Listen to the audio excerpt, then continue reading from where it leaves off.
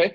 For everybody who is in, welcome. Nice to see you, and happy public holiday to all of you. Happy Labor Day, and welcome to today's Leica conversation. Today is the fifth Leica conversation that we are doing now, and I hope you already had the chance to visit some of our earlier sessions, and of course I hope you also enjoyed it.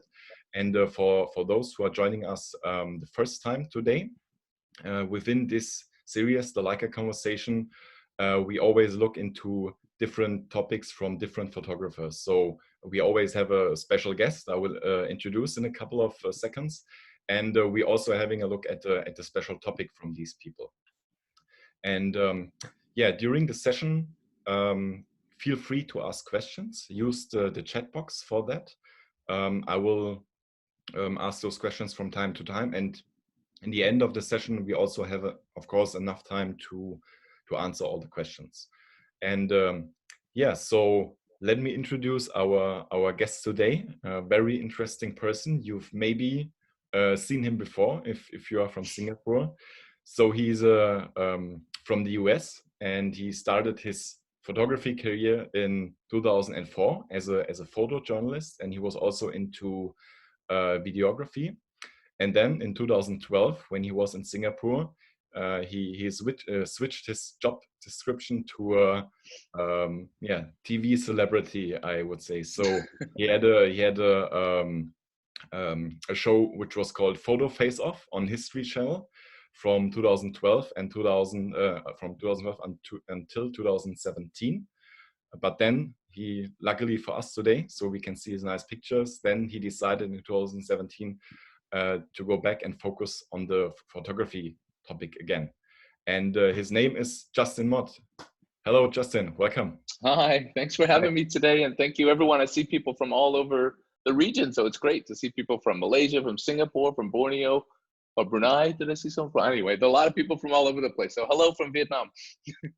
Thank you very much also for to you to join us today. I think we have some very interesting topics about. So today's description of the main topic, Kindred Guardians. Before we are going to have a look into your photo series, please give us a little bit of information about that whole project. So for those of you who don't know, we will have today a look at different sections of that project. But in general, what was the start of that project? How did you encounter this, and why did you decide to do that? Yeah, Kindred Guardians for me was a project that I decided to do to go back to my roots in photography, which are in documentary and in photojournalism. And I've always had this love and passion for animals. And for 10 years doing my TV show and doing commercial photography, wedding photography, assignments for the New York Times, I was always craving and missing a personal project, but I never had time to do it. It was sort of one of those catch-22s where I worked too hard and got so much work, which was what I worked towards, but I wasn't able to set aside time for a personal project. So I turned 40 about a year and a half ago, and I thought, what's going to be my legacy project? What's a project that I'm passionate about? What's something I really care about? And it was animals. So I just started to research stories about animals. I've always been fascinated with National Geographic and the stories that they do. And I thought, well, even though my career isn't built off these kind of wildlife and conservation stories and animal stories, it doesn't mean I can't start doing this now. So I just decided to say, hey, I'm going to start this project. I'm going to find people around the world who help animals because I'm inspired by those people. And I just started to do research. And the first project that came up, which we can get into later, was the northern white rhinos, the last two northern white rhinos left in the world. So that's where I decided to launch this project. I launched it about a year ago. And at the same time I launched it is when I started to use actually Leica cameras. Before we are having a look at the Rhino project, the whole project itself, was that something that you planned in advance to do everything that you have done, or was that something that you've grown in during doing it? Well, I started my career in Vietnam just doing personal projects on my own, so funded by myself and stories that I was interested in. So I had been on this journey for so long to get back to those projects. So I started to think about an idea, but I wanted an idea that I could grow into. I wanted something sort of epic, something that I could say, well, this will be my legacy. And so if it was just one story about a particular animal, I couldn't really grow into that. So I thought I could find these stories different stories around the world. So I just started to map out how could this all work as one cohesive project. So I've always wanted to do a book as well. So I figured I'd make this into a book at some point. And I was just so fascinated. So I started to explore, I started to do research, I started to plan. And then basically it's kind of like how I started my career in Vietnam. I bought a plane ticket and I just went for it.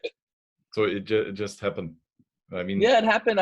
These things were in my mind for a while, but it took about one of those slow weeks from commercial work or slow weeks from assignments to just actually think and put it into action. I think, one of the hardest things as a creative or as an artist or as a photographer, you need to allot time to actually think about your career and about what you want to do and about a project and about your work as a whole and who you are as a photographer. So for me, that was just one of those moments where luckily, I had a week off. I had some time to think. I didn't have anything to edit, nothing to plan for. So that's when I started to research.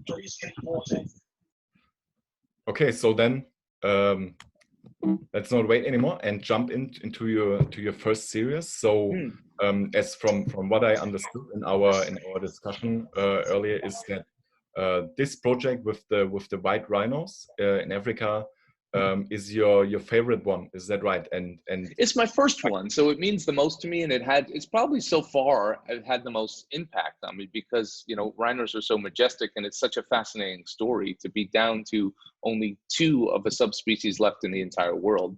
So I thought, what a better place to start. So this is why I started with this project here. So this chapter. I call each of these a chapter, actually. Give us a little bit background. What is happening there? I know that the white rhinos are more or less distinct, and you said that this is the last couple on Earth, right?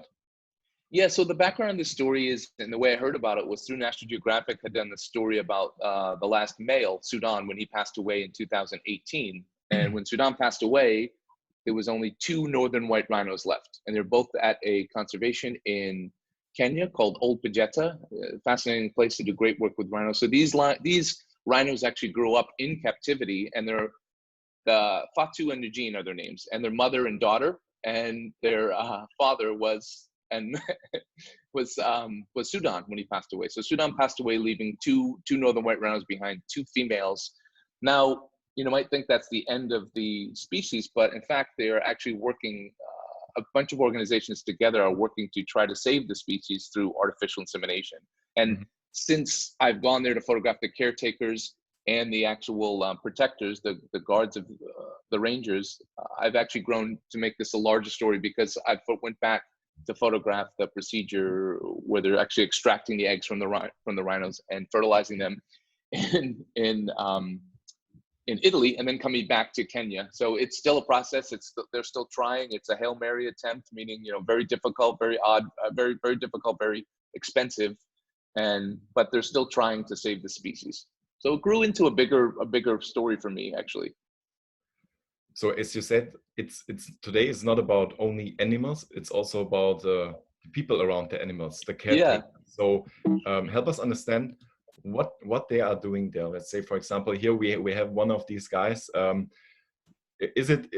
was more important for you, the animals or the caretakers or the combination of both? Because I mean, this is the main story, right? The core of the and that is, Lucas, that's the core of this story. It's the connection, the bond that people have with these animals.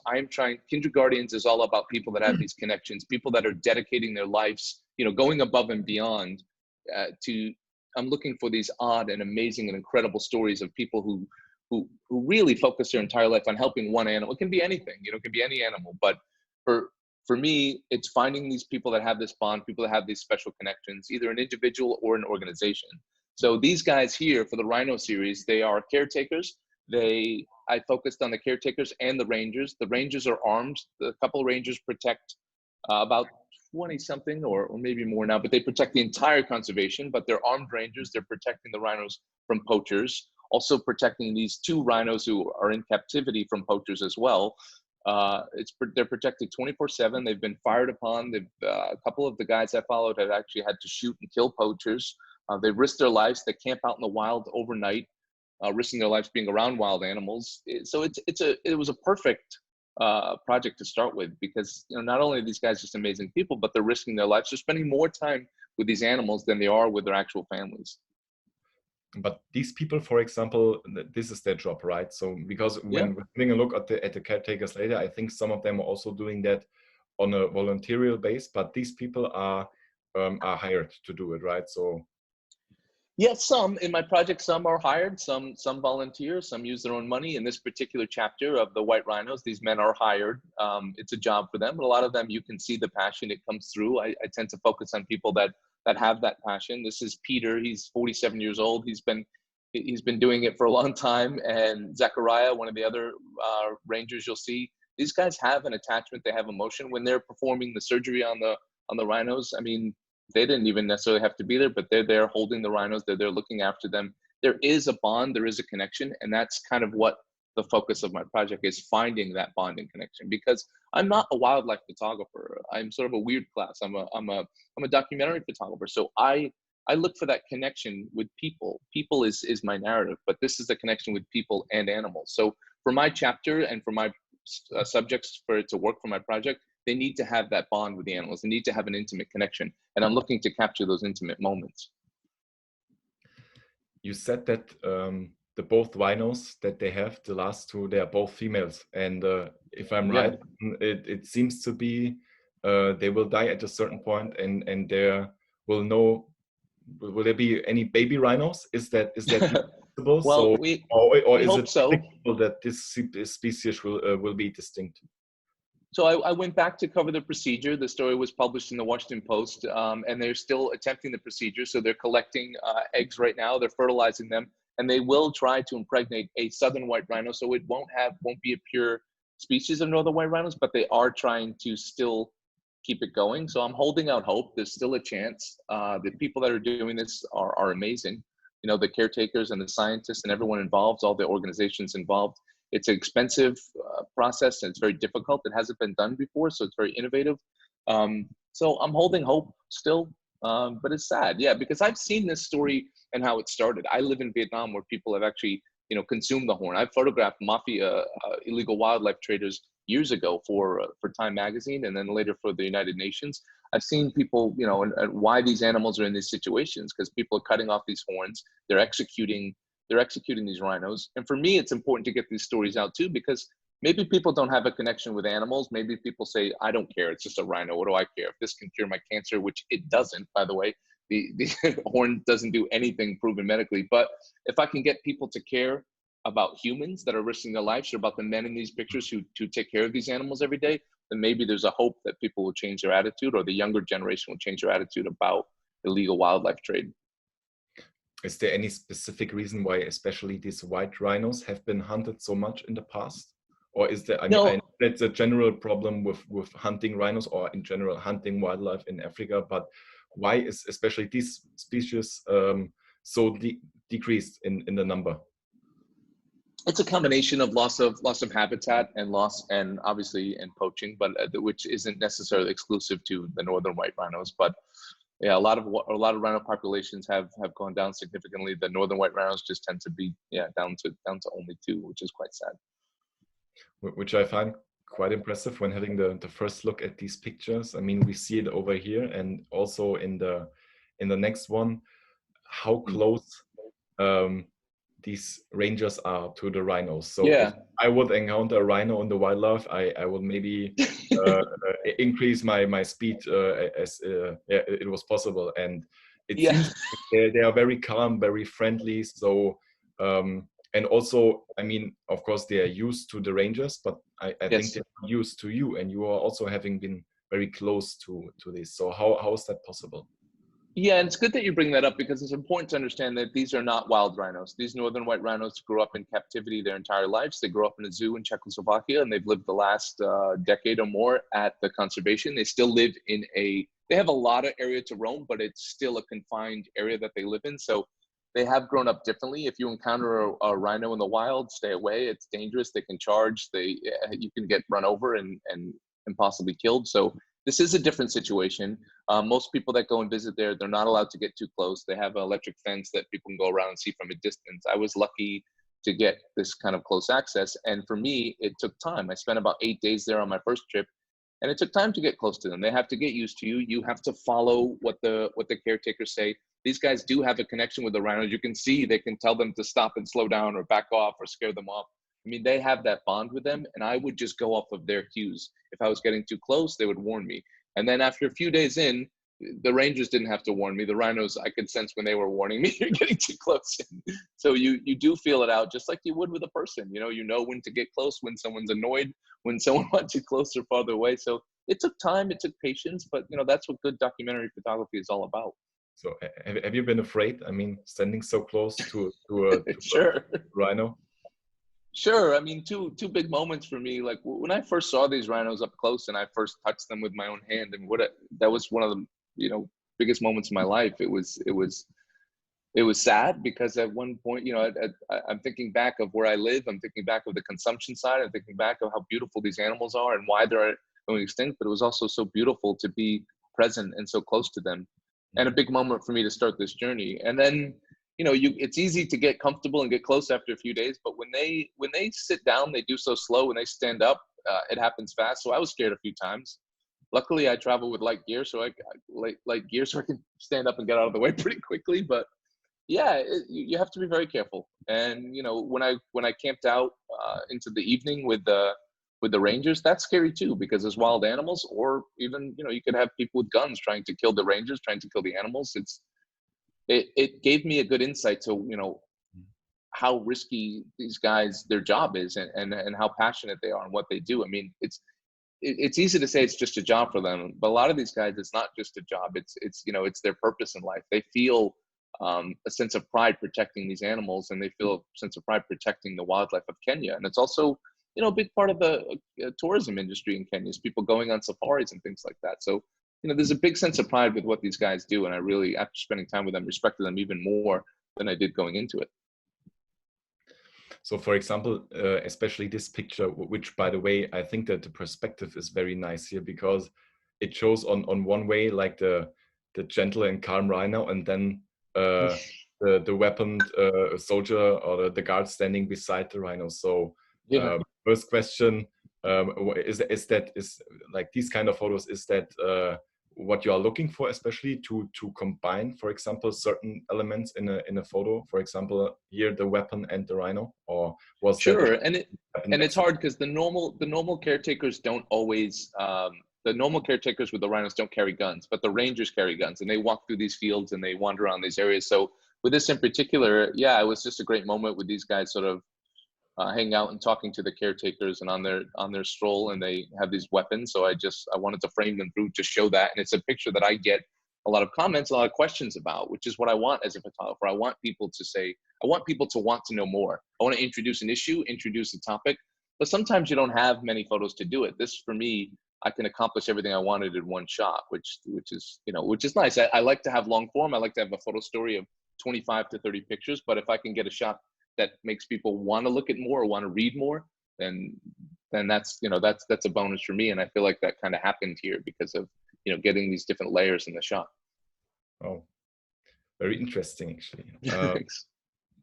So before we are having a look at your next picture, I would also like to welcome everybody who has joined us a little bit later. Welcome to the Leica conversation today with Justin Mott and his series Kindred Guardians. And also, what I like to mention here, we have some special announcement to make later on at the end of the session. So I hope you stay with us until the end. Justin, we have already some questions, which I would like to jump in right here. And the first question was from Willie. Hi, Willie, welcome. And he mentioned that Leica is not really known for having the right equipment for wildlife photography, so long telelens and stuff like that, which I think we have in a certain kind of way. So if a customer would come to our store and ask for a camera which he can use in safari or wildlife photography, I would maybe recommend him the Deluxe, so a camera with a very long focal length. But I know that you are not using the Deluxe, right? You're using something very untypically for wildlife photography. So what is that? Yeah, it's a great question. And this is something that people love to talk to me about. And it's kind of funny. And I have a lot of funny stories about this. But I started this project where I wanted to shift in my career in the content that I was shooting, and I wanted to switch up my gear and my setup. So I had started my career years ago in film, and I used an M6, and I remember how great that felt in my hand, and I remember missing that film aspect and sort of being in the moment. And when I saw the M10-D, I thought, okay, this is crazy. It's a camera that doesn't have a screen. It's expensive. And then I thought, okay, but the more I researched, I started to be intrigued by this camera. So I tested it in Singapore. I took it out for the day. Leica Singapore was wonderful to let me borrow it for an afternoon. And I fell in love with it right away. I felt like I did when I first started my career doing documentary. Like, I wanted a camera that, it sounds crazy, but that would restrict me and make me move more. You know, if I'm just sitting there in one location, I'm likely to not get this close. I'm likely to pick stories that I don't have to get close to the subject. But having a camera like a Leica, I use probably 90% of my pictures are with a 35 millimeter.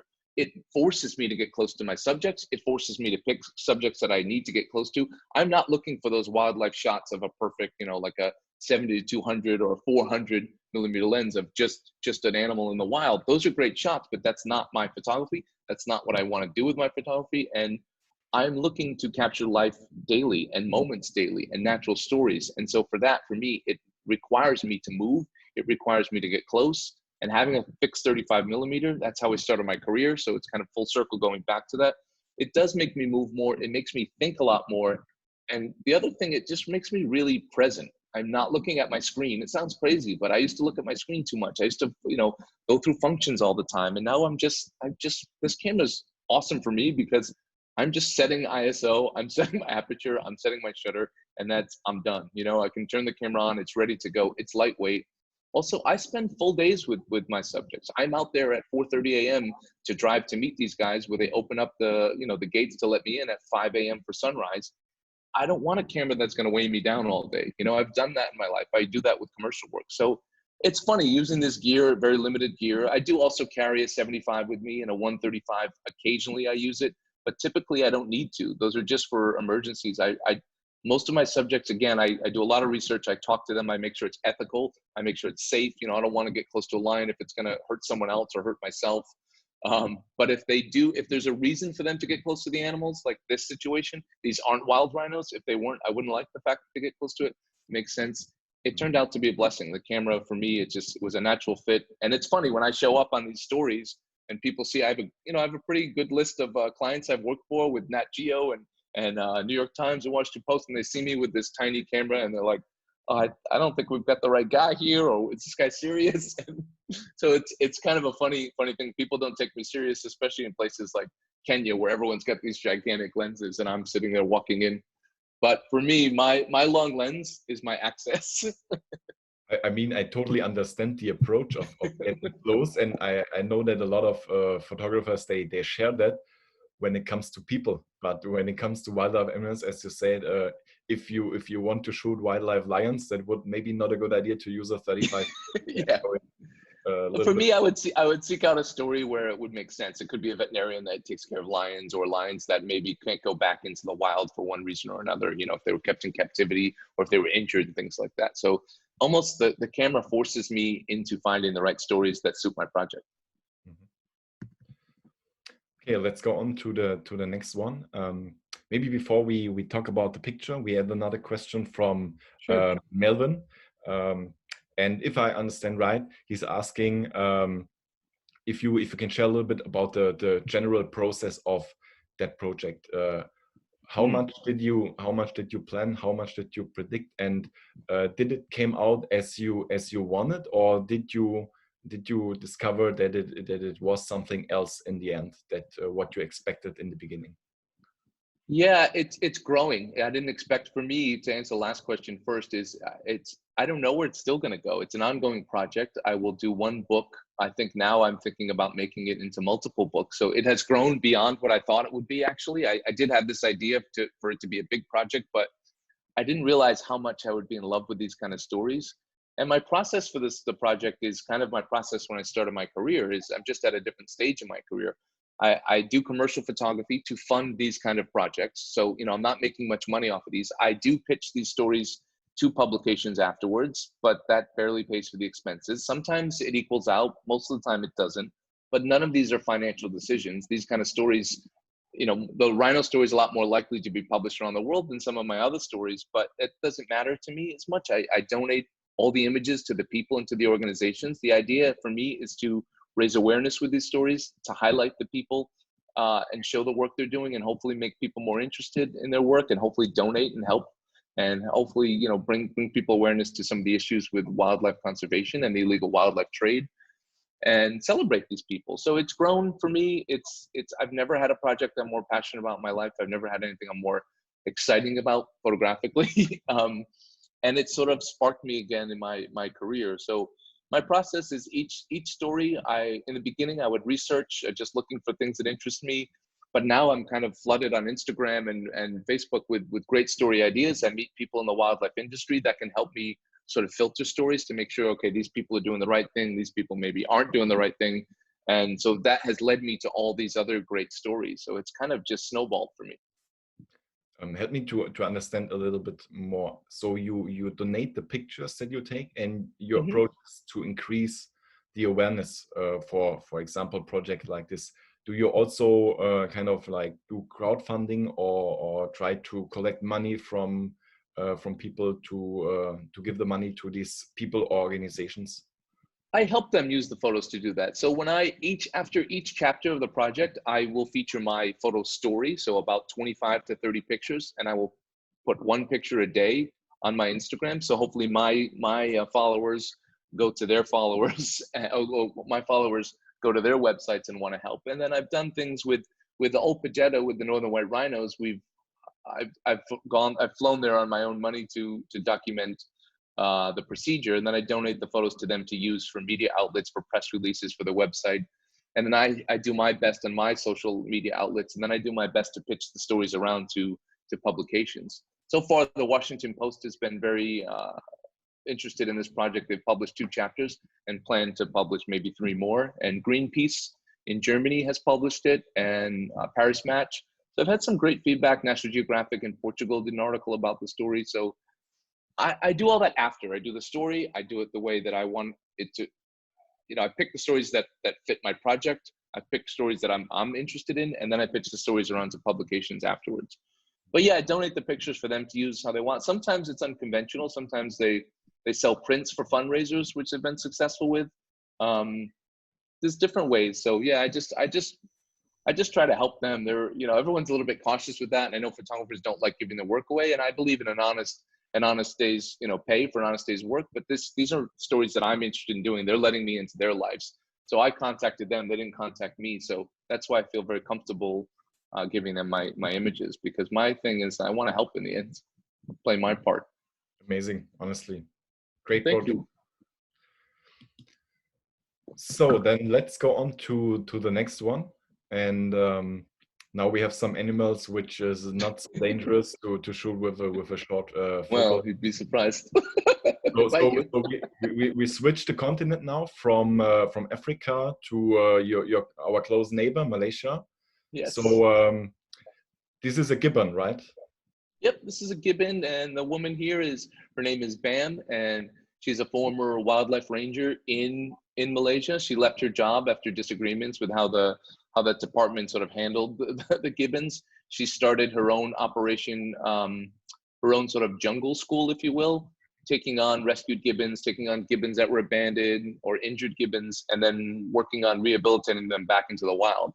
She started when I was there. She was operating illegally. Now she does have all the correct permits to do all this. She's a wonderful, passionate person. She's the kind of person that embodies what my project is all about.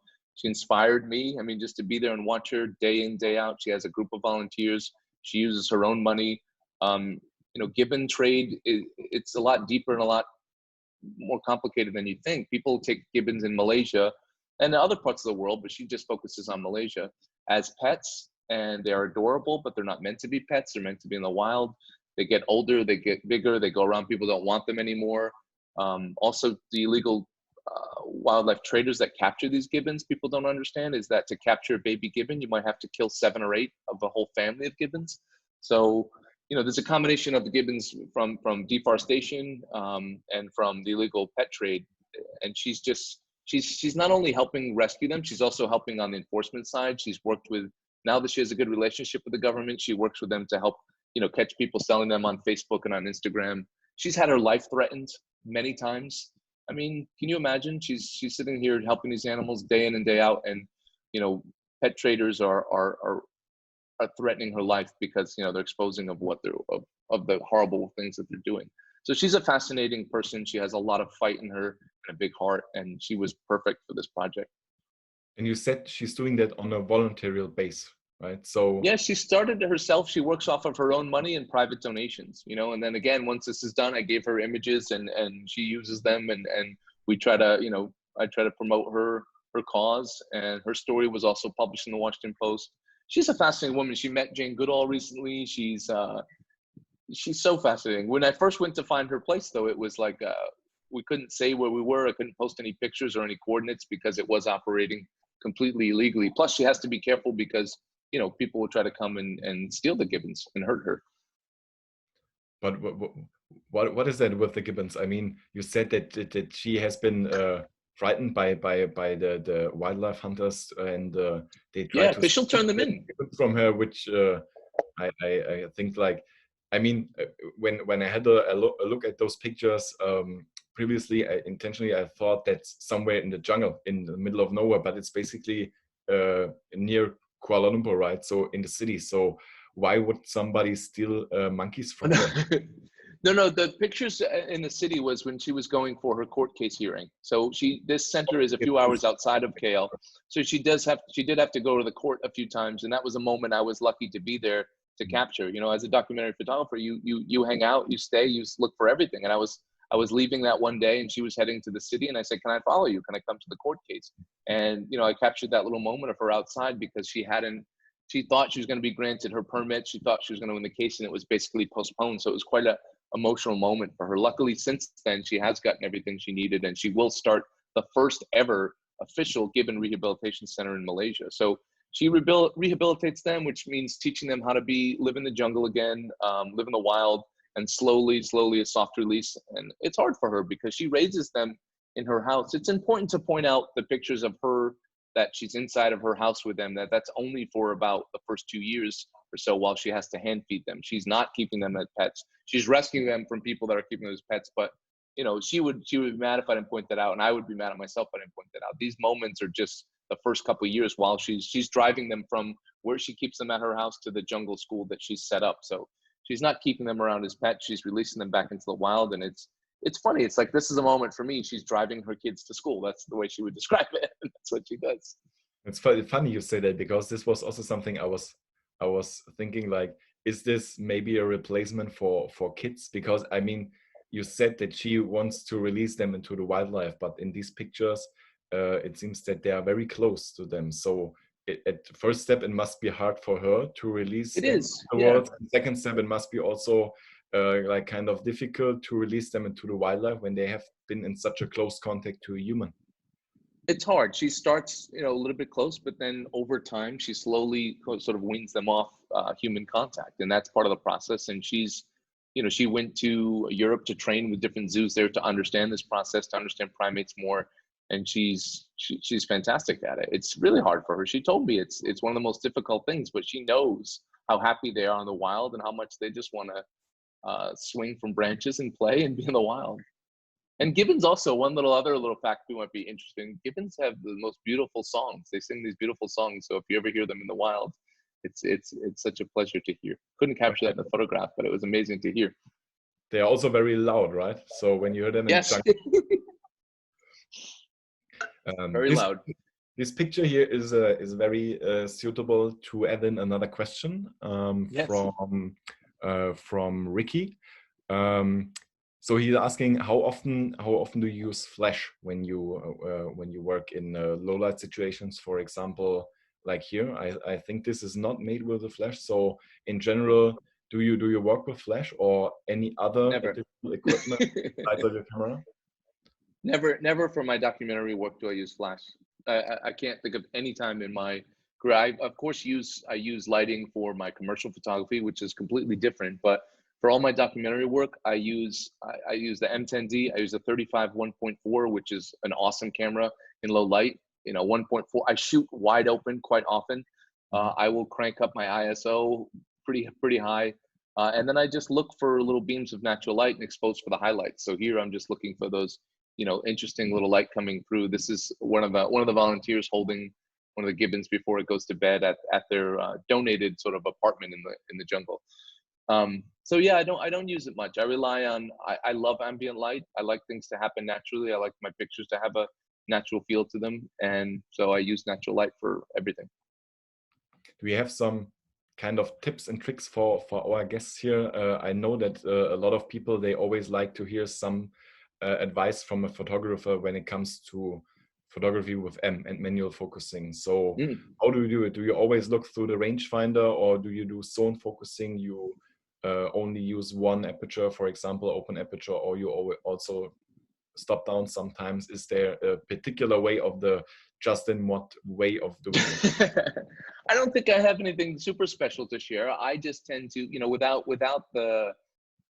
the screen on the back of my camera, I do have to rely on my instincts, and I have to rely on my education in photography. But I did learn the proper way. I did learn with a manual camera, so I do look through the rangefinder, through the viewfinder, and then I often, if it's a tricky situation with a lot of different layers and the focus is having a hard problem, for instance, I'm shooting through fences often, I like to create layers in my images, I will just go with distance on the lens. You start to get a feel for how far, and if I don't know, I'll check really quickly, okay, that's about 3 meters away, and I make a judgment call.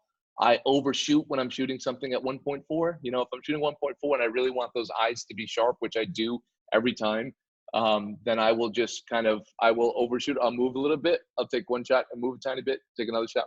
So I do trust my focus and my vision, but just to be careful, key moments like this, that, it's nothing's moving. So I have a little time to make it happen. And then other times, if I'm following people around and they're moving a lot or things are happening, I don't tend to shoot at 1.4. I might shoot at f6 to give myself a little bit of leeway. But the camera's been accurate and the lens has been accurate for me all the time. I was scared the first time I used it. I thought I was going to come back with these pictures. I shot at 1.4 that were out of focus, and you'd be surprised too. Sometimes it's fun. Sometimes you get a shot that was out of focus. It sounds crazy, but it ends up being kind of a beautiful shot. Or, rather than looking at your viewfinder and spending time thinking about that stuff, you end up just taking another shot that you might not have seen. Or the other thing I love about a 35 is I tend to move more. I look around more, and I'm obviously, like I said before, I'm a lot more present as well. And I think as also a lot of things in life, everything a matter of practicing. So yeah, I mean, I know that some people are afraid when it comes to first using the M, for example, but everybody that I've met so far, after a while, they are totally convinced. So some of them, they also say like they can focus faster or better than the autofocus. So they are really confident after a while. I feel that way. And I honestly feel that, like, everything for me since I started using this kit is I slow down, and exactly how I started in photography. I mean, I don't have time to slow down on commercial shoots. I don't often have time to slow down on assignments, but a personal project for me is a time to explore with your photography. It's a time to, like, try different things, and time to actually fail. You can fail and make mistakes. I give myself several days so it all comes together. I might have a great day with the gibbons and some great moments, but the light was bad. Then the next day the light's great, but she didn't do anything interesting or nothing visually interesting. So, I give myself time with my personal projects, and I give myself, the camera makes me slow down and think a lot more too, because I'm just looking around a lot more. I'm not worried about, oh, I've got this camera, I've got this, where's my lens bag with all that stuff in it? I've just got this camera around my neck and maybe 2 lenses with me, sometimes none, sometimes just a camera strap and a camera and a lens. And that's all I'm worried about, is I'm just observing and getting ready. It's so easy with 2 cameras and everything to be going all over the place and thinking about, oh, should I use my 7200? Should I use my 24-70? This makes me think about what is happening in front of me, what's the moment, what's the story, and what am I trying to capture? Okay, so for everybody who came in a little bit later, hello to you again, and don't worry, we have still a lot to discover today with Justin, so you don't miss too much. And yeah, oh sorry, we go on to your next project. So it seems like a little bit like a gym for dogs to be fit. Yeah, it looks like a dog on a treadmill. So where are we now? Which country is this, and what is the background? This is in Thailand, and this is a very famous organization that I'd heard of for many years, living in Southeast Asia and doing a lot of assignments in Thailand, called the Soy Dog Foundation, and they focus on helping street dogs, which there's a lot of in these tourist towns. So street dogs throughout Phuket, but they also work out throughout Thailand. They're also focused on stopping the dog meat trade, which is dog meat consumption in countries like Vietnam and China as well. And a lot of the dogs are actually wrangled and captured in Thailand and trucked over the border through Laos and into Vietnam. So quite a crazy project that they do. Their whole thing is sterilizing dogs and taking care of street dogs that have been injured, been abused. You know, people don't treat these dogs very well. I was there when a dog was brought in after he was stabbed. Dogs that are brought in that were hit by cars with hip injuries. And when I went to go do this story in particular, I wasn't sure where I was going to focus. I knew the organization was great, but I couldn't figure out what my story was ahead of time because I'd heard different things.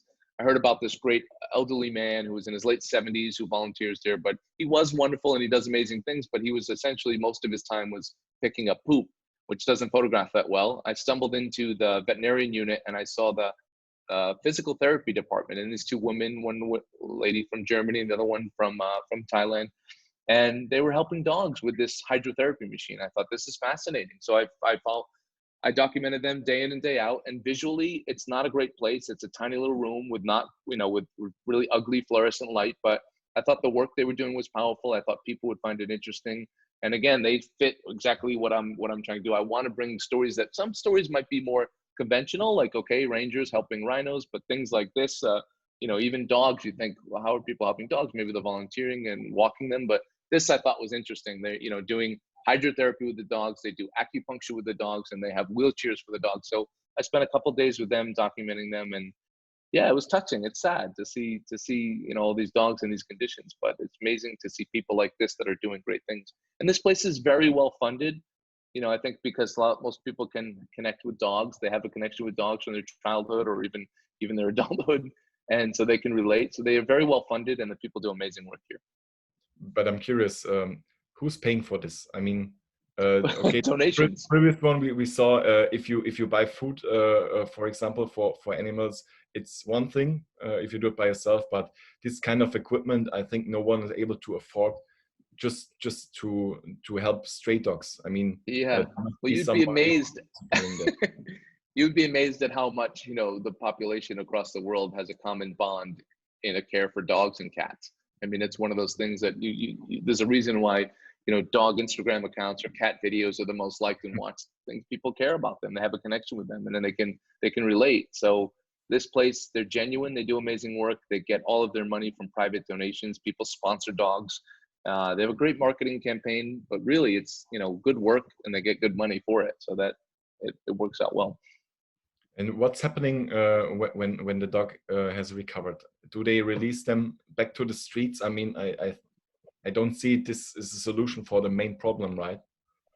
Yeah, it's tough. So their main thing is sterilization of the dogs. So they have brought the street dog population down quite significantly. Some of the dogs that can live a better life in the wild, if they caught them near, not to catch them, but if they found them injured or someone called in, an injured dog, then they'll release them back. If they're healthy and they're back, okay to go back, they'll release them back to the area that they were. If it's a dog that can be adopted or a dog that's injured that can't go back into the, back into the wild, I guess you'd call it, they will keep them there. They have volunteers that come in, backpackers that come in and take the dogs for daily walks.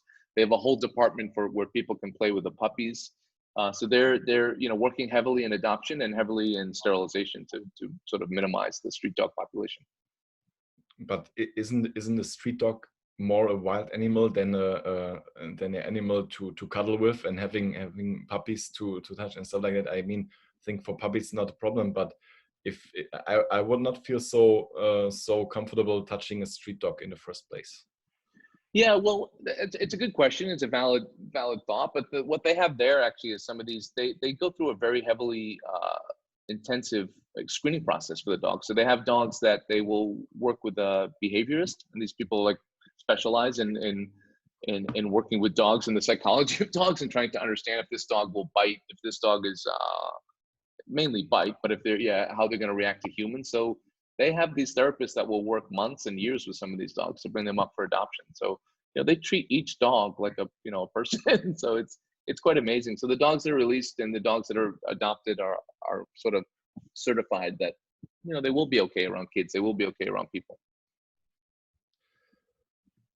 So this one, this is the lady from Germany that you mentioned, right? Yes. Is she doing exercising with the dog? Yeah, she's teaching him how to use. The dog has 2 broken hips, so it's not going to be able to walk. So he's teaching this dog how to, you know, how to walk using this wheelchair that they made with, I think, PVC pipes, and, you know, they get So things donated and they make things there. And what's that? She motivates him to walk with. Yeah, that's a bag of treats there, a jar of treats, and she, you know, she's another one of these people. She started there as a volunteer and became a full-time employee. You know, she had no background as a veterinarian, no background in physical therapy with dogs, and she learned from the other woman there, the Thai woman, and she fell in love with her job, and it had meaning, and she stayed, and she's been there for several years. So before we go on to your next series, we have another question from Danny. Sure. I didn't forget you. He's asking, or first he said that he very likes the dynamic range, not in this one, was some of the previous pictures. And he's asking, how much do you post-process your pictures, especially when it comes to big range and color? Not a lot. I do everything in Lightroom. I don't use Photoshop. I subscribe to sort of journalistic ethics for my project, even though it's a personal project and for my own book. A lot of the chapters and a lot of the pictures are published in, you know, in major media outlets. So I subscribe to sort of, you know, what the New York Times would do and what Washington Post would do, which is minor color correction, and that's about it. I'm never cloning anything out, never removing anything like that. I'm not setting up these shots. I'll set up a portrait if it's, you know, known to set up, but I shoot completely documentary style. I follow these people around. I wait for moments to happen, and then in post-production, I'm using Lightroom, and I edit my stories with an editor friend of mine because I like to get another perspective on how to edit the project. And so, but that's the sequencing, not the toning of the photos. But so very, very minimum. And everything is color, not, it's different for my commercial work, completely different. Sure, but we don't talk about commercial ones like right. I totally agree. I really like them. I think they when it comes to dynamic range, they look great and also natural in a way. So I mean, I think everybody should post process their pictures as this person likes to do. I think there is no right or wrong.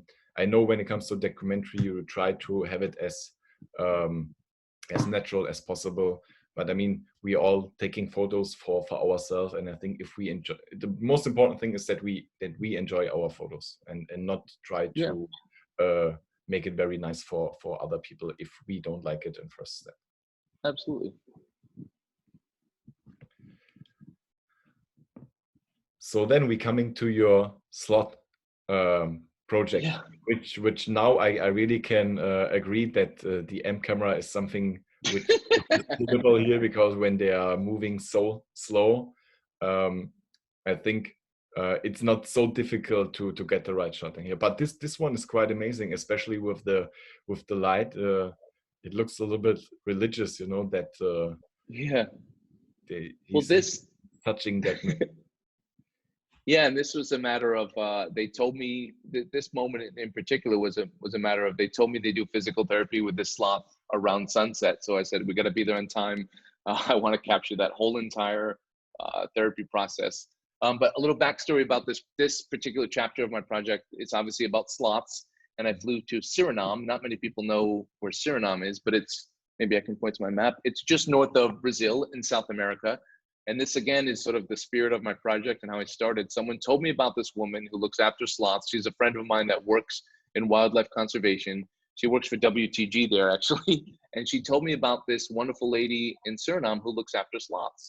And I said, well, tell me more. She said, well, she was a CNN hero. And she was, you know, I looked her up and I saw her on, you know, Anderson Cooper on CNN talking to her. And I thought, wow, what a fascinating woman. Would she be okay if I went photograph there? My friend introduced me to her. They fund her organization.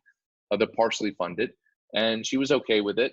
And I flew to Suriname a few months later. She said she can rescue sloths maybe once or twice a week. I said, well, she said, I can't guarantee anything because you never know. But Suriname is a densely forested country, but as the capital city of Paramaribo expands, there's a lot of these sloths that are ending up in the city. People don't know what to do with them. They end up in their land. They're afraid of them. Three-toed and two-toed sloths are different. The two-toed sloth is nocturnal, so he's coming out at nighttime. It can scare people. They climb in their trees. She'll come rescue them with a net. She'll take them back into sort of an area that she's scouted that is, you know, a natural environment for them, away from, you know, any development and hopefully away from humans. And she releases them. And she became famous for an incident that she told me about called Slothageddon, where this plot of land was developed and there was about 140 sloths and a bunch of other animals, anteaters and different animals that people didn't know what to do with. They had nowhere to go, and she let them stay at her house until she could find a place to put them back in the wild. So what an amazing person, what a great story. And she's also, in some ways, very sloth-like. She moves around very slow. And so it was a great story to do. And I did get lucky that she did rescue 2 sloths in the 8 days that I was there. But her full days, you know, she has a couple sloths that live close to her center. One of the first days I had a great moment because she has a stuffed animal of a sloth hanging that they use for some of the babies to feel comfort if they find rescued babies. And so the first day we're out at this camp, her jungle rehabilitation center far away from the city. And I thought, okay, tomorrow maybe we'll get lucky and see a sloth. And I woke up and I remember seeing the stuffed animal and doing a double take, and I saw a real sloth next to the stuffed animal because it was a sloth that used to live at her rehab center. She did a release with that sloth, but he still lives close to the center. And he comes by to say hello like every few weeks. So I got quite lucky to capture that. So these are the ones that aren't as cute to some people. I think they're adorable, but this was a rescued sloth. She brought it home she brought it to a rehabilitation center from the capital, which is about a 2-hour drive. In the picture, this is the lady that you mentioned. Yes, that's Monique, and she just would wash them off. They're not easy to catch. This sloth in particular, I had to help her capture it, which was not fun because I'm trying to photograph. At the same time, I flew halfway around the world to get photos of this lady and something that doesn't happen too often. And when it did happen, she was not screaming at me, but help, come on, please help me. So I had to, you know, photograph while I'm taking it down. Then the next day she'll wash it, clean it, check it, make sure the sloth is healthy. And then she releases it 24 hours later into the wild. I mean, honestly, this fellow doesn't look very happy. No, he was scared. But when, you know, she released him, we did a trip down the river. She has this friend. A lot of these people work with friends that are, you know, have the same sort of. That's why I like this title, Kindred Guardians, because you meet they all have this kindred spirit, but even the people that volunteer have this kindred spirit as well for animals and love for animals. So, you know, she had a friend who has a boat, and they'll drive her down the river, and she can release the sloths back into the wild. And it's just never ending for her. I mean, these sloths are native to only a few places in the world, and she's Suriname. They're you know, through deforestation and development and climate change, it's causing a problem. So, you know, she finds sloths that are dehydrated. She's not a vet by trade. She just fell into this. She's different. She fell into this work because she had a love for animals, and the animal shelter didn't know what to do. And a lot of these places, governments aren't spending a lot of money on these things. You know, there's not a sloth, you know, rehab program in Suriname. She invented it. Is it right that these sloths often get injured by stray dogs? Not often, but that one in the first picture was bitten and broke his arm, and they were rehabilitating it. This is a volunteer veterinarian that works with her. This is at their rehabilitation center outside of the city. They were checking the sloth because he looked severely dehydrated. This was a sloth that she spent a long time rehabilitating. He'd been living in the wild. He would come back, and I did find out, not to be sad today, but the sloth a few months after had passed away.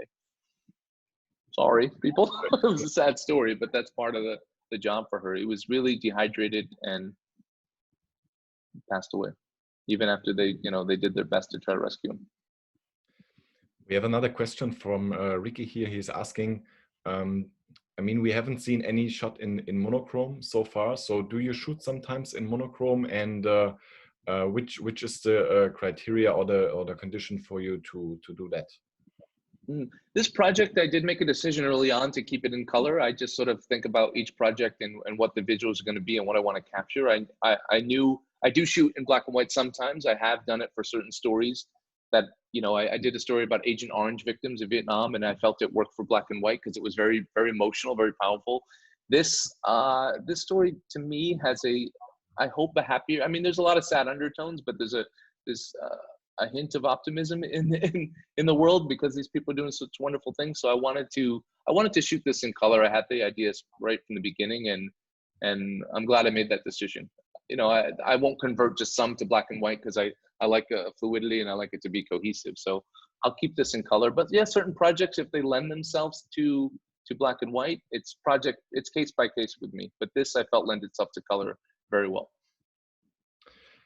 Okay, so let's have a look at your next project, which I think a lot of people will like. It's the baby elephant. So Yeah. this ranger, it seems that he's sleeping with the elephant. Is that because he has no other place to go, or is it necessary the elephant? No, they don't want to sleep in there. It doesn't smell great, for starters. And even baby elephants are quite big and can knock you over. So this is the Sheldrick Trust, which is a organization that they do a lot of work, but in particular, I wanted to focus on their orphaned elephant rehab center, which is in Nairobi. I was already in Kenya quite a bit for the Rhino project. I heard about Sheldrick Trust. I did a little bit of research to make sure, they're doing good things. A lot of elephant organizations, you never know what their motives are. This place does amazing work. Everyone had great things to say about them. They're very well funded, very hard to get access to, because they do get a lot of media requests because it is such a visual place. A funny story here is they wanted to give me about an hour, and I said, I'm not flying to Nairobi from Vietnam for an hour. Can you give me a day? And then I talked them into 2 days, and then I talked them into 3 days. And so a little tip for photographers out there is, I even have a pretty good resume to get in with them, and they still weren't that interested. But after I showed them some pictures, after they showed them that I'm not just taking, they have so many pictures of tight shots of elephants and things like that. But I said, listen, I want that emotional connection. I want to capture the stories of the caretakers. This is what my project is about. And they eventually opened up to me and let me stay, and I've been invited to come back. So, these guys are great. The organization is great. This particular chapter is less about an individual and more about the organization. But these men, they spend all day with these elephants. The elephants come in because they've either been abandoned by the herd, their parents have been killed by poachers, they've been caught in snares. And they spend, the time that they put in to get these elephants back into the wild, they start here at the Nairobi Center, then they have an integration camp, another part of Kenya, and then they eventually want to release them back into the wild. But that process can take years, and the elephants have to be ready. So these caretakers aren't just feeding the elephants, they're logging their behavior, they're watching them, they're keeping diaries on them, and they're also writing little diaries for the donors. That's how they receive such great funding, because places like this, it's very expensive to take care of elephants. And they sleep with them because people ask that, because baby elephants need that connection. And they sleep with them because they also have to feed them every few hours. They feed them milk. So they sleep overnight with them. They're there for them. It's sort of elephants are really about a sense of family and being close. So they want to create that nice nurturing atmosphere for the elephants. So yeah, they rotate. These men sleep several nights in a row, and then the other caretakers will sleep. And so each stall has a different elephant that they stay with.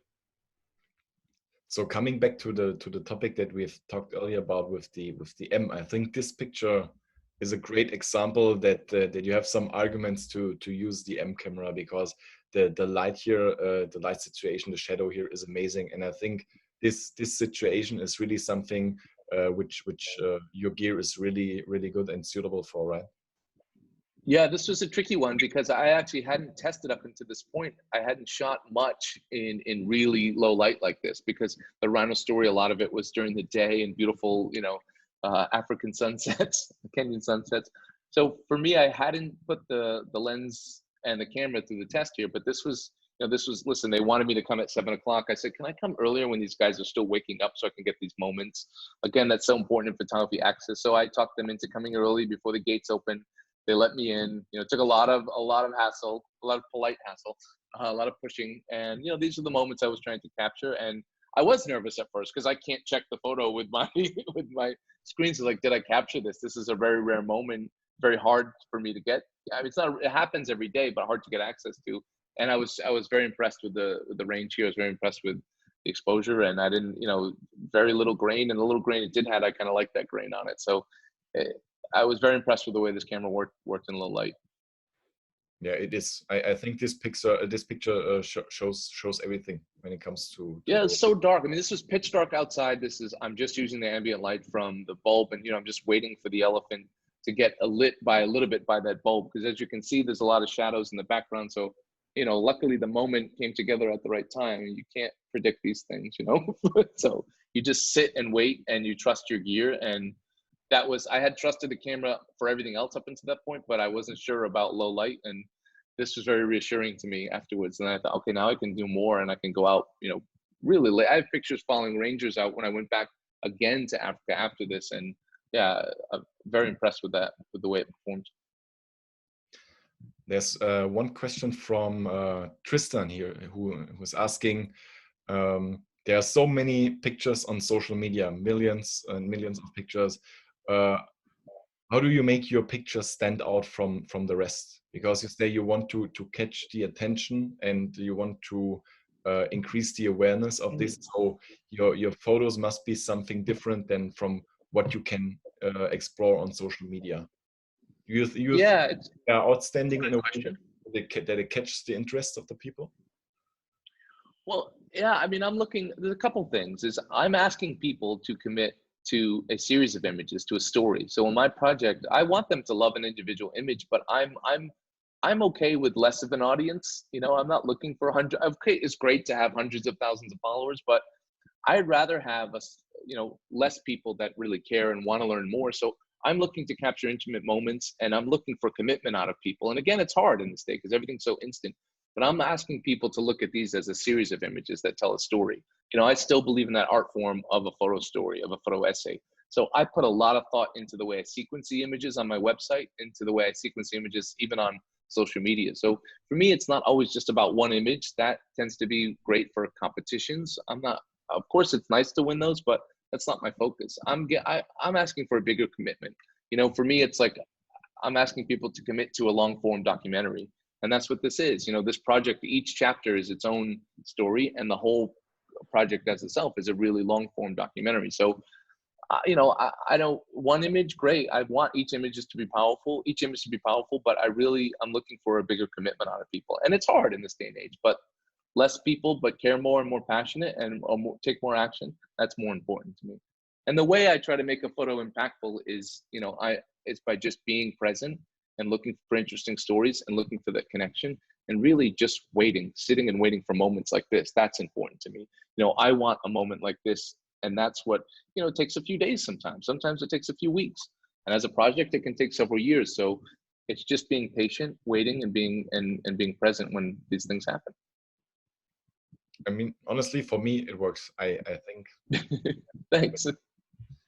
So before we're having a look at your last series here today, let's come back to that project topic that you mentioned. You said this is your personal project, and you really put all your effort and your heart in it. Do you think it's important for a photographer who wants to develop themselves to do these things? I mean, some photographers, they've maybe never start to do such a project, and do you think this is necessary to develop to the next level, or to develop your approach to photography in general? 100%. One of the if I could give one piece of advice to any photographer out there, is to give yourself a personal project. No one's going to give it to you. You have to find it, and you have to shoot it. And that project is where you can fail as a photographer. It's where you can experiment. It's where you find your style as a photographer. It's where you grow. My first project I did on was maybe, I don't know, over 10 years ago. I did on victims of Agent Orange, and I spent time and I was focused on that project. But I made so much growth, so much more growth than I did in school, because I was shooting every single day. I was trying different things. I was learning how to tell a narrative, how to tell a story. I was learning how to sequence my photos. I was experimenting with exposure, with composition, with all sorts of different things. And not just at the beginning of your career. For me, I'm making growth now as a photographer. I don't want to be stale in my work.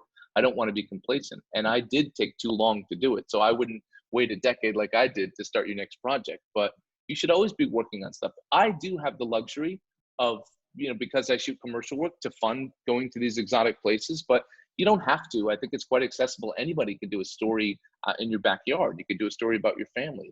It's just the idea of getting a story in your head. You have to care about it. I would recommend you have to be passionate about it, because you'll get bored and you'll quit. But if you care about a project, you'll get into it, you'll grow. Again, you don't have to go to far off places like I'm doing. Find something that's accessible to you, something you're interested in, And yeah, you'll grow. I mean, the growth that I'm having how I can be creative, because I can't do that on an assignment. If someone's paying me to go on a shoot, I don't have time to try new things and experiment and fail. If someone's paying me to do commercial work, I can't say, well, I'm going to spend the afternoon seeing what this camera can do in low light, or seeing how I want to, compose this image with a different exposure. No, there's no time for that. So this is the time where you can grow. But you do have to treat it a little bit like a job. You're going to have your ups and downs. You have to be self-disciplined. That's important. I really love to teach that, is that you have to treat it like work. You have to say, okay, every Tuesday I'm going to go shoot. And every, whether you're in Singapore, wherever you are, find something you like and then make a time you're going to do it once a week, twice a week, whatever you can commit to. But that's how you're going to grow.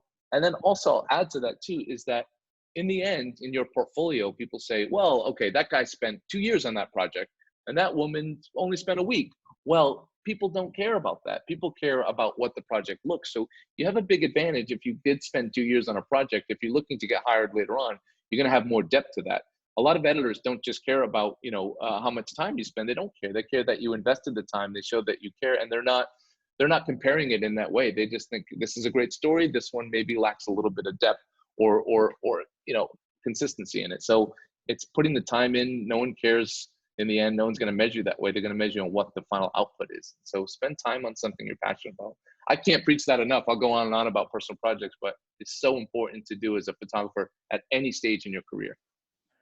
And you think it's super necessary to have the freedom for such projects. So for you, it would not be possible to do this project when you get hired for it, when somebody is telling you you have to deliver your results in 2 weeks or whatever. So this is something. Yeah, because I might have 2 days, and here I can say, well, you know what? I want to spend 8 days with the Rhinos, so I'm going to spend 8 days, and I'm going to get a deeper story. And then sometimes I can say, well, I'm just going to leave the other lenses at home today. I'm going to shoot with just a 50 and see what that looks like and see how that pushes me. Or I'm going to try to focus on stepping back a little bit rather than getting close, and see if I could have a whole day where I'm going to say, I'm going to look at how this person interacts with her staff, or how this person reacts in their environment, or I'm going to get close this day. Like, it gives me a lot of time to be creative, a lot of time to be free. Again, like, you learn a lot from your mistakes in photography, but when you're getting paid, you can't really, there's no time for mistakes. But when you're doing it for yourself, you can learn from your mistakes. You can make mistakes. So how much days do you spend with the pangolins then? So this is a story that I did a long time ago. Actually, originally I went up there for CNN to do a story, and I actually forgot this was the same place. And pangolins have been in the news, obviously, with COVID-19 and the connections, or thought to be connections with these sort of wet markets and pangolin consumption. So pangolins, there's a rescue center just outside of Hanoi, about 2 hours outside the city. This place is fascinating. These pangolins are confiscated. Again, like the rhino trade, people use it for traditional medicinal purposes. Again, it doesn't do anything. There's no proven value. It's the same, it's keratin, so fingernails and hair, I think. But people cook them, they eat the scales. They're very interesting animals. Most people don't know what they are. So this is a rehabilitation center where if the police have confiscated them, or law enforcement confiscated them, then they are checked, the health is checked, and then they're released back into the wild. So these caretakers, this man had worked there for such a long time. I forgot that I had seen him almost like 7 years before that. And yeah, they look after them. They operate on them if they need it. A lot of the pangolins are very temperamental, so they die in captivity often. There's a lot of veterinarians don't have a lot of science on this, so they don't know why they die. They just are scared, they're freaked out, and they die from stress. And so I decided to spend a couple of days up there. So they even die after they have been rescued because of... After they've been rescued, yeah. Yeah, they'll die in captivity because they were stressed about the journey, stressed from being taken from their habitat. And the numbers are dwindling. Pangolin's such a fascinating story and an important story to get out there, because the numbers are going through the roof because there's such high demand in places like Vietnam and China. So pangolins in the wild, they're almost extinct in Vietnam, and then in places like Africa, they're going extinct very quickly. Maybe this is also something that we as humans should think about, dying from stress. So don't yourself too much. I've seen a documentary once where they went to a market and where you could actually buy these pangolins. So it was just beside the oranges and stuff like that, where you can buy just this little ball over here. And it wasn't, so Well, I mean, this is why photos are important. You know, I think people can relate. I'm hoping to appeal to, there's an older generation that might be set in their ways that is going to still keep eating these animals and think that it doesn't have an effect. But I think one of the positives from happening now in the world with COVID-19, if there is anything positive to say, it is shedding light on the illegal wildlife trade, the horrors of it, not just the effects that it can have because of what people do, but you know, these are criminal organizations that run these things. You know, these are people that are having people murdered. These are people that are taking advantage of other people, and it's an awful industry. And so, you know, my whole project isn't related to that, but it's important to shed light on that, and it's important to get a younger generation of people to actually think about this kind of stuff. And so, it's important for me to get these projects out, not just at a global level. You know, living in Vietnam, I try to get these stories out locally as well, and to talk about as much as I can too locally. We have one final question here from David, who's asking if you have any practical advice for aspiring documentary photographers, especially with the current industry climate. So you think it's necessary to do it in the way of self-funding, or is it possible still today to get some sponsors to do that work? Listen, I know some people have success with self-funding. I'm not a fan of it. I don't think it's sustainable to keep asking your friends and people you know to pay for you to do stuff. So I have a hard time with that because you might be able to ask people one time and it might help, but they're eventually going to get bored with paying for your work. So I think it's important to, you know, if you just love photography, it doesn't have to be, but for me, everyone's path is going to be different. For me, I can fund these projects, I can fund these stories by doing commercial work, and I put as much heart and dedication to my commercial work as I do my documentary work. And I learn from both. You know, a lot of my commercial work actually extends over into my documentary work and vice versa. If you look at my commercial work, which we're not going into, but it has that editorial and documentary style. So there is a way to sell that kind of work. There is a way to monetize it. So I would say from a pure documentary standpoint, you know, don't kid yourself. It's not going to be easy to make money off of it, but it's, you know, a lot of these projects, don't think of it that way. Think about it as you're investing in growth as you as a photographer, so you can learn to do other things in photography. So for me, I fund my projects myself, but I would say, you know, if you're waiting for someone to give you a project, you'll wait your whole life. You have to get out there and shoot. You have to start a project, and you have to treat that project like you would your commercial work, which means having a schedule with it, putting time into it, reviewing the work constantly, and treating it like a job. I mean, it's not, some photographers are drawn to the fun part, but it's not always easy. You'll have your ups and you'll have your downs, but you have to power through the downs and just look at everything, even when you're not getting paid for something, which, you know, I agree. I always think people should get paid when they can, but your own project, just put the time in. You got to grind, you know? Amazing project, honestly. Not only Thank this, you. every project that we've seen so far. I appreciate that. This is a project that means the world to me. As you can see, I get passionate about it. It's just like the way you talk about it. I think everybody can see that you really put a lot of effort and your heart to it. So nice. And I think that, thank you. And I think it's important to, you know, for me, that's a long learning process for me, but it's, you know, you don't have to, everyone thinks they have to find that story that's going to win these big awards, but you need to find a story that, don't think about awards. Don't think about what's everyone want to see. How can I think about what you care about and the message that you want to put out there and the stories that you want to tell. And when you're interested, man, you'll never get bored doing your project. You'll keep hustling. You'll power through the lows, and you'll keep shooting, and you'll keep growing as a photographer.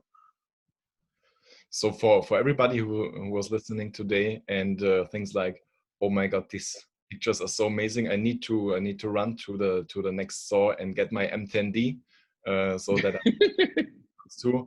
I mean, as you know, currently our stores are closed here in Singapore, but we have a very special promotion today for our online store. So if you say like, I need to have the M10-D right now, please visit our online store, leica-store.sg. And if you enter the promotion code Leica100, then you will get $100 off from any purchase regarding cameras or lenses. So, and if you get the two of them, you get $200 off, and so you can immediately start your personal project that Justin mentioned.